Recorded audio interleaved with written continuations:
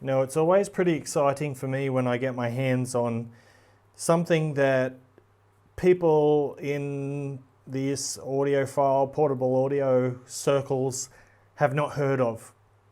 And it's even more exciting when it turns out to be something really good. What's cracking, audio fans? It's David here from Prime Audio Reviews, and today we're looking at the Panther Audio Aura DX4.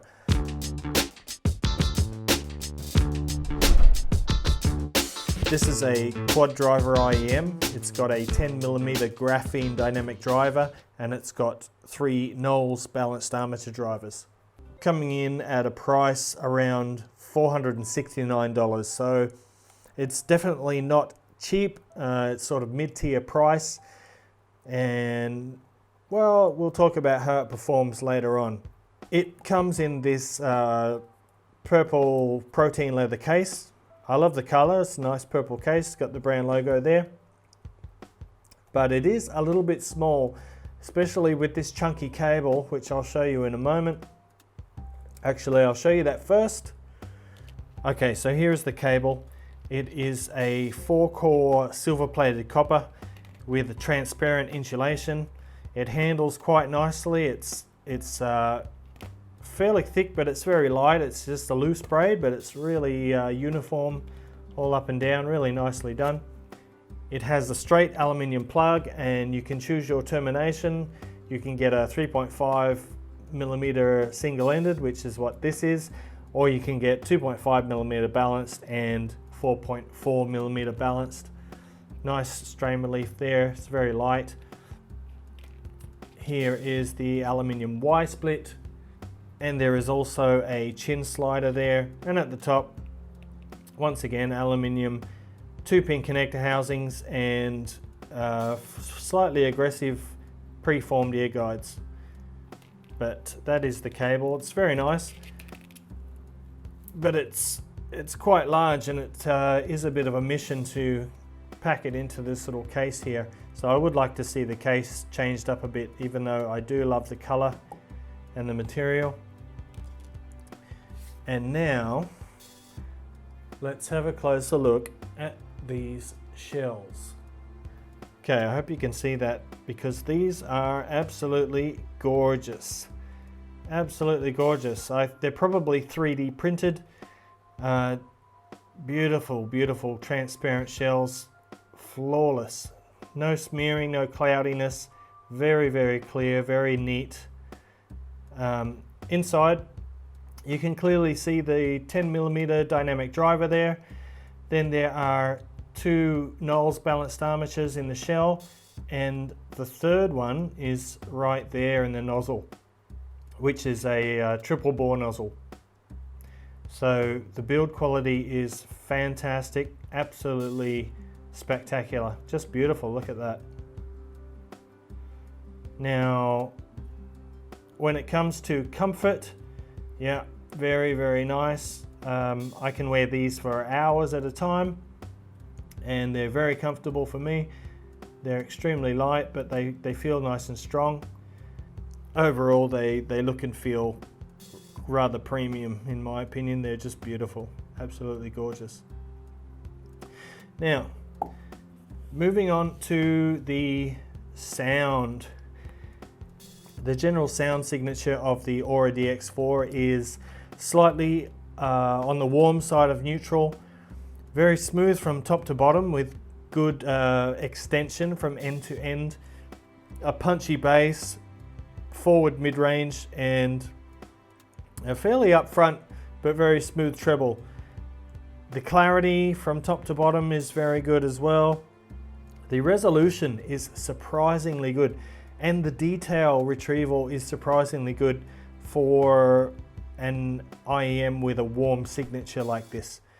But yeah, they are very resolving, and you do hear sort of each instrument has its own voice. Beautifully rendered, nice instrument separation. The sound stage on these is, I would say, slightly above average. It's not very wide, but the stage has very good depth to it, and it's got layering. It's got different layers or different levels of depth, which really sort of paints a picture in your head of the stage, what's going on the stage. Right, the bass. Bass is obviously handled by the dynamic driver there. The bass is fairly punchy. It's got a nice amount of impact, and the sub bass gets a nice rumble going on. So the bass extension is good. It does reproduce those sub bass notes really nicely, and you can actually feel the vibrations in your ears. But it's a tidy bass. It's not overdone. Fairly much in line with the mid-range and the treble, and it's a reasonably fast bass, not a super fast one, but sort of medium speed. So it's got a bit of a roundness on the leading edge and a natural decay.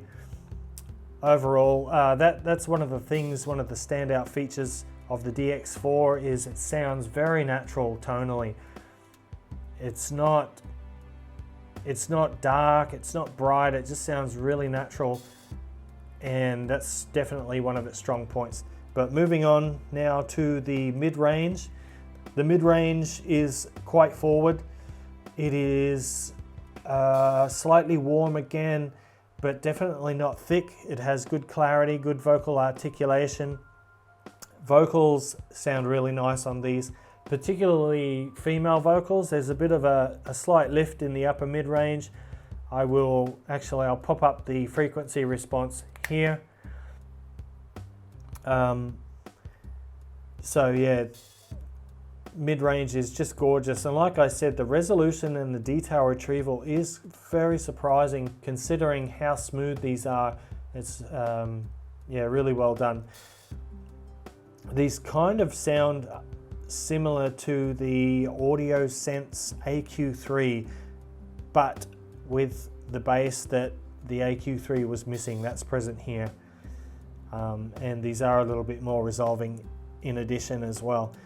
Now moving on to the treble. I love the treble on these. It kind of reminds me of the Queen Audio QM50, which is a treble I love. It is kind of forward in the mix, so it's an upfront treble, but it's not bright. The treble is slightly warm, just like the rest of the frequency range. There's a little bit of warmth to it.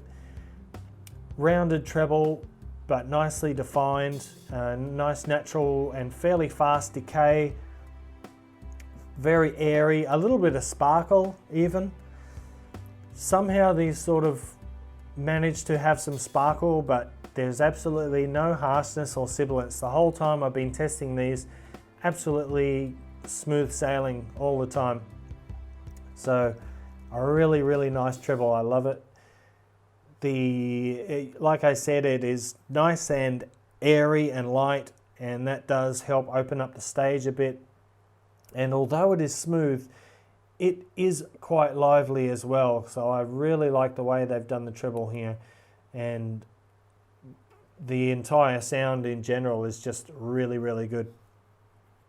Now I'm going to compare these with another hybrid that's exactly the same price if I remember correctly, and also one of my favorites, and that is the Dunu DK3001 Pro. If you saw my video on these, you know that I'm a huge fan. Definitely one of my favorite IEMs, and still holding its position strong on my best IEMs list, which you can find on my website. There'll be a link in the description. So these are a 5-driver, I hope I'm right about that, but they've got a 13mm beryllium dynamic driver and 4 balanced armature drivers. In terms of sound signature, these are very similar, quite similar indeed.